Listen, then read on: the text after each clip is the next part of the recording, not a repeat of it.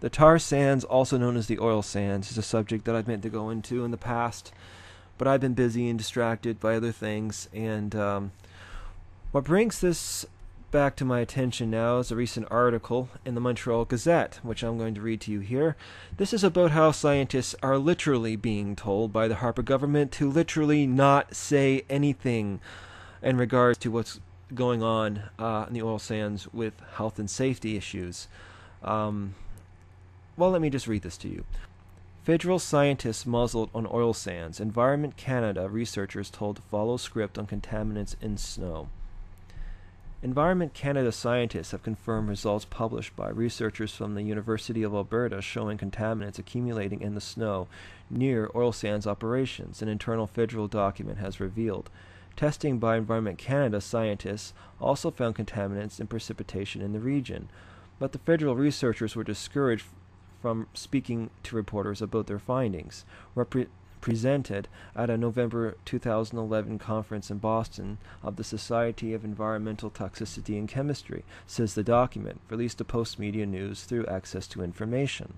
EC's research conducted during the winter of 2010 to 2011 confirms results already published by the University of Alberta that show contaminants in snow in the oil sands area, said a background document about the department's latest findings. If scientists are approached for interviews at the conference, the EC communications policy will be followed by referring the journalist to media relations phone number. An appropriate spokesperson will then be identified depending on journalist questions. The original study, led by University of Alberta scientists Aaron Kelly and David Schindler, analyzed winter snow and found that contamination levels were highest near oil sands development compared to further away, said the document released by the government. The document, which was attached to an email indicating the information was also in the hands of the Office of Environment Minister Peter Kent, provided a scripted list of answers that explained researchers had tested the toxicity of the Athabasca River water in the spring of 2010 with negative results, and also that no link was established between levels of contaminants found and any effect on fish. The scripted answers also recommended that the federal scientists decline answering questions about the cost of monitoring system or about Environment Canada's role and actions. If asked such questions, the scientists were told in the script to say, "I am a scientist. I am not in a position to answer that question, but I'd be happy to refer you to an appropriate spokesperson."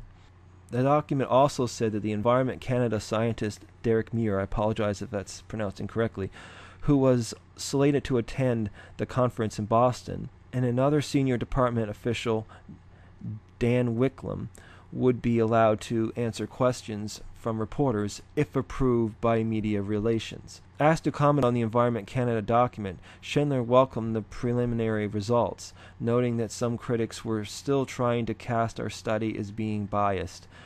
But Schindler praised the federal scientists, Muir and Jane Kirk. "It is a good study, and Jane is a very fine young scientist who should be trusted to comment on her own results," said Schindler in an email. Similarly, Derek Muir, her supervisor and co-author, is one of the world's top contaminant experts, and Canadians should be ashamed that he cannot discuss results directly with the public, but must go through an official spokesperson. An Environment Canada spokesperson, Mark Johnson, said the scientists were not immediately available for interviews, noting that answers to questions about the research were included in the document. He declined a request to release a copy of the presentation delivered in Boston, explaining that it would be inappropriate to distribute it because it contained data being prepared for a peer-reviewed publication.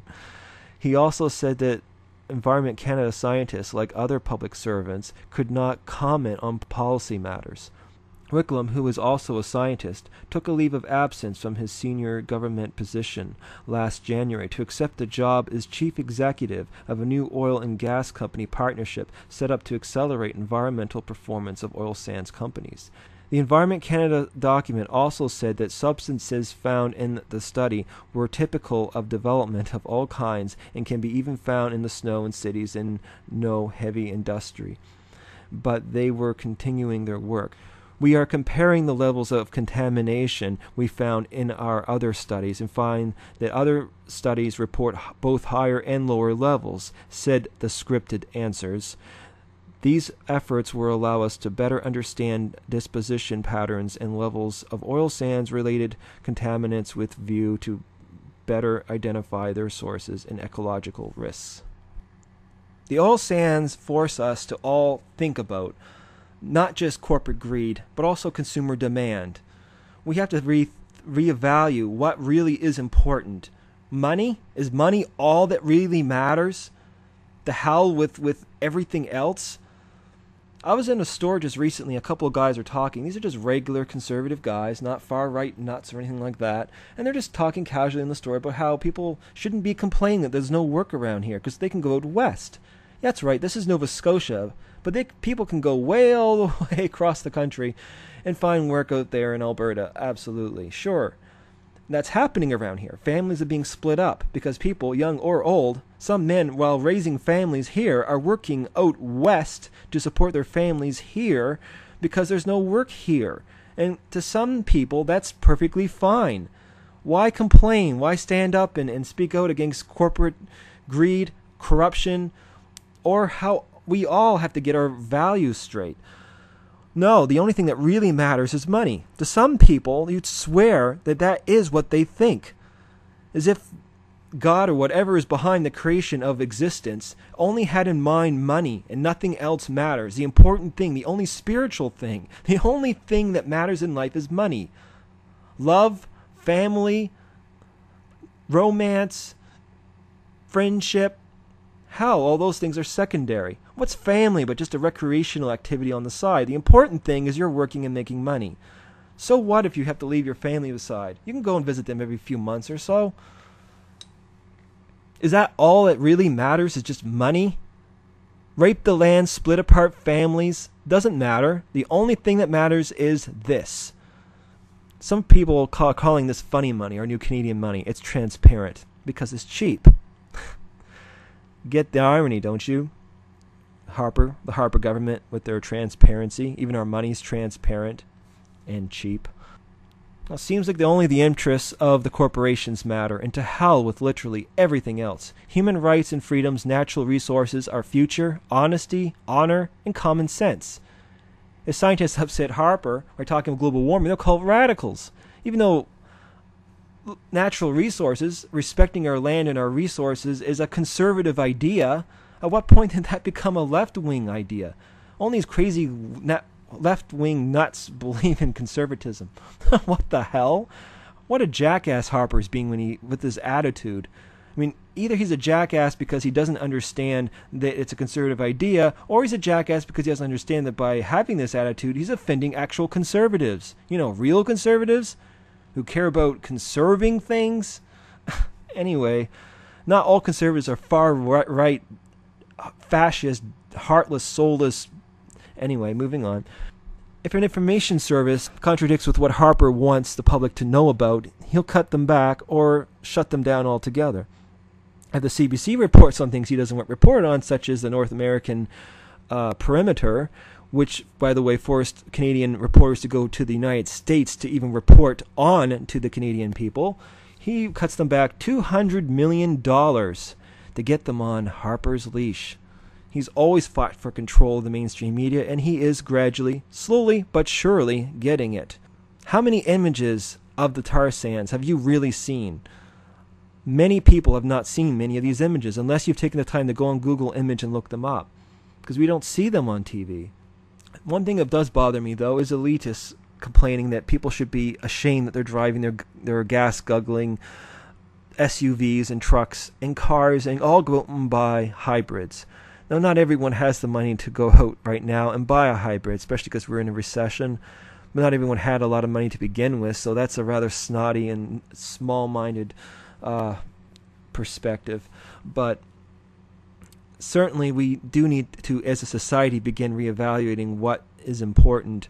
and certainly technologies that can lead us away from being so reliant on oils. The suppression of this research and technology is not very helpful. The oil industry is not doing humanity a lot of favors. That's for damn sure. But the important thing, again, is money, isn't it? That's all that really matters, is money. Family, that's just a recreational enjoyment on the side. The important thing is we're all looking out for number one and making money. The Alberta tar sands is a popular destination for the unemployed, desperate enough to help raise their struggling families that they'll leave their loved ones behind to work long and hard in toxic environments, so toxic that the details are kept a secret. The oil sands are filled with lovely black asphalt, surrounded by luxurious hills of asphalt, overlooking beautiful roads of asphalt. Carbon monoxide and hydrogen sulfide poisoning may result in dizziness, headaches, difficulty breathing, and eventually death. But don't worry, as many oil sand jobs are by contract. Go figure. You won't likely be heading back anytime soon. Local accommodations are sometimes provided as part of the deal, which is advised as living in the area is rather expensive. Not everyone returns with a substantial profit, especially if you piss it all away on booze, as so many do while working there. Again, go figure. Oh, and the local whitefish are just to die for.